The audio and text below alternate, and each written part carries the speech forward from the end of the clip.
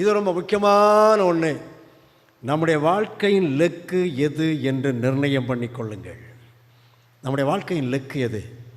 எதுக்காக இந்த உலகத்தில் பிறந்தோம்? எதை நோக்கி போகின்றோம்? நம்ம எங்கே போய் சேரணும்னு ஆண்டவர் விரும்புகிறாரு? சொல்லுங்கள் பார்க்கலாம். நம்ம எங்கே போய் சேரணும்னு ஆண்டவர் விரும்புகிறாரு?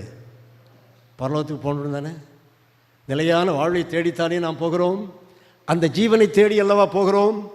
அந்த ஜீவனை தேடி போகின்ற லெக்கு மனசுக்குள்ளே எப்பவும் இருந்துகிட்டே இருந்தால் இந்த மாதிரி சைட் ட்ராக் எடுக்காது. அதை கண்ட்ரோல் பண்ணுவோம்.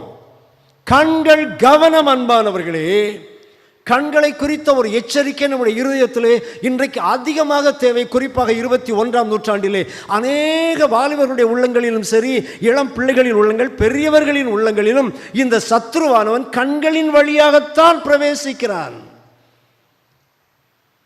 அநேக இருதயங்களை கரைப்படுத்தி போடுகின்றான்.